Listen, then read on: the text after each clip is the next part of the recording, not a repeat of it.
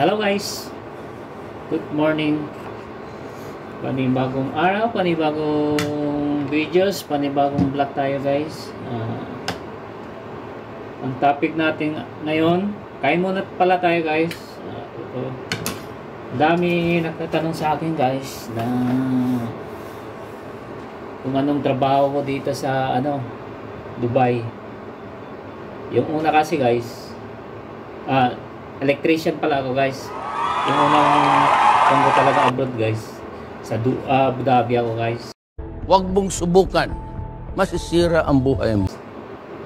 Ano ko doon na naka 6 years ako doon sa nuclear power. Bago ko umpisahan guys yung usap-usapan natin guys, shout out sa inyong lahat guys. Saka kung bago pa lang kayo sa YouTube channel ko guys, share na lang guys, share, comment, at saka huwag nyo kalimutan yung notification bell doon. Yan talagang doon, tulong na rin sa akin yung ang video natin, katulong din tayo sa kapwa natin guys.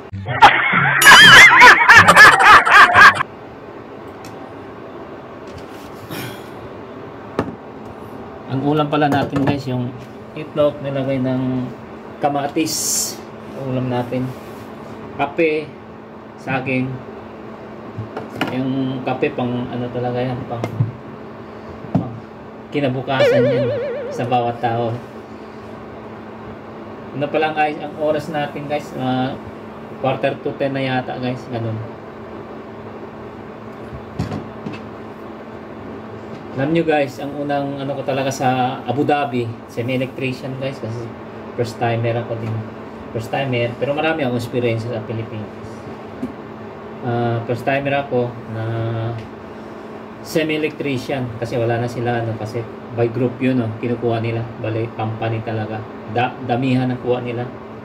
Bali ako, ang ko doon, electrician talaga. Yung problema, wala na electrician.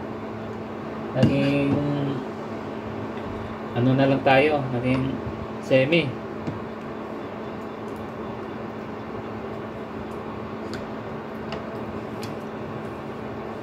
Taon-taon ako naging electrician, naging leadman. After a year, nakita ang potential natin na kagagising ko na pala guys. Potential natin na marunong talaga sa trabaho, saka malinis. Yun, ginawa ako na leadman, din naging foreman ako. Wow! Half a year lang, umuwi ako, basyon. Pero may kontrata pa ako January, hindi na ako bumalik. Dahil gano'n, ibang pandoon. Iba talaga kung sa ibang bansa ka ma-assume, lalo na sa Koreano, kung maging ka doon sa kanila na appoint ka bilang foreman, konti lang ang increase, wala talaga kahit sa Pilipinas ka galing, foreman ka, magandang increase sa'yo. O diba? Nandun ka, doon ka naging foreman, na appoint ka bilang foreman, wala. Trabaho sa'yo talaga lahat. Ikaw talaga maglilid doon. Dahil sa mga bagong foreman, yung ibang foreman, iba-iba man ang category nila. Sa piping, ayan, mga iba-ibang nila sa construction. Na ako sa akin, sa termination ako. Tagal-tagal tayo sa termination. Panis na natin mga cable na malaki na 600, single core. Then pagkatapos yung 4 core na 300 na mag-landing tayo, ganun. Termination. Grabing hirap dinaanan ko guys bago akong naging foreman. Yun. Ngayon, dito tayo sa Dubai. Electrician pa rin, pero iba na. Try natin yung pinasok natin yung maintenance. Hindi pa ako naka-umpisa. Bale, umpisa yata bukas. Tayo? Maintenance sa airport. Ang hirap papasok sa airport. Kailangan marami pang process ng mga papers, access pass, Kailangan kompleto ka makapasok bago pumasok doon sa airport. Kaya na-pending muna kami, pero importante, tuloy-tuloy yung sahat natin guys. Yan. Bali, hire ako sa Pilipinas. Nachamba tayo. Napili. Sa test, pumunta tayo sa test nila. Sa, walang problema sa face-to-face. Madali lang sa face-to-face. Basta confident ka na lang yung tanong nila na alam mo, unahan mo na. Para iba na ng question nila. Ganun lang yan eh. Para sa akin, ang bilis ang interview eh. Nakita ko yung may picture sila pinapakita sa akin. Mga unsafe, yung mga ring circuit, ganun lang. Ang face-to-face namin, mabilis sinagot eh. Kasi yun lang ang trabaho natin. Araw-araw, yun nakikita natin. Kaya, ang ko talaga dito, naging maintenance electrician. Kaya,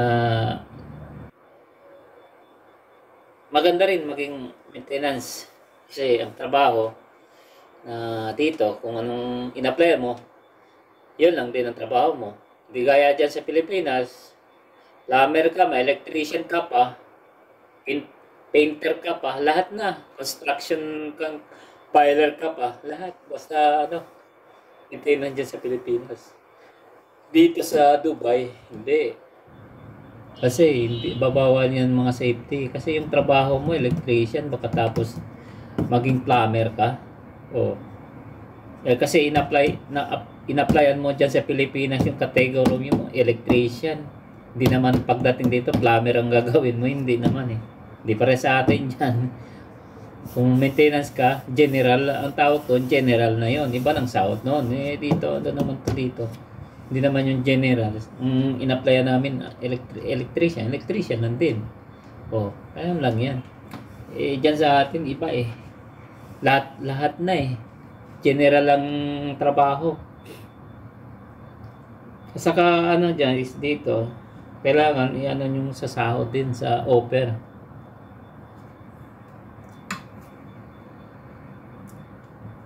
Depende kasi. Kung 2.5 ka dito, katapos lahat sa'yo, bahay, kain, transpo, lugi ka. Kung 2.5. Pero kung accommodation sa kanila, transpo, saka allowance, panalo ka dyan. 2.5, panalo na. Lapit na yun sa 40. May OT ka pa. May OT, 2 oras dito sa amin eh. May OT pa kami eh. Di ba? Aabot ng kung mga 3.6, panis na yan. 3.6, ganun. Kasi may OT eh. Kasama na yung lahat. Yun ang kwan dyan. Kasi sa maintenance, kwan yan, fix ang sahot eh. Fix, pagkatapos may OT. Yun. Yung kagandahan. Pero kung lahat sa'yo nasa 2.5, lugi ka doon. Ang dami nga dito uwi dahil sa ganun eh. Fix sila pagkatapos 12 hours yung trabaho. Yun? Kailangan din sa sa interview, kailangan nyo sa yung nag-interview lang kung paano yung sa sahod. Ganun lang. Sa sunod na video na naman yung sahod ko. Maliit naman sahod ko. Kahit naging foreman man ako, hindi ko hinahabol yung naging foreman ako. Importante, may trabaho tayo. Hindi na ibig sabihin na mayabang tayo na naging foreman na. Foreman din ang apply natin. Hindi. Importante, may sahod ka, may ka, para sa pamilya. Hindi kaya sa Pilipinas. Wala. Nganga ka dyan. Kaya, geng, salamat sa panonood ninyo. Sa sunod video na naman tayo guys. Ingat kayo guys. God bless you. Sa mga followers ko sa Facebook page, El Duro TV. Paki-follow na din sa Facebook page sa mga followers ko sa YouTube channel ko. Geng, I love you guys.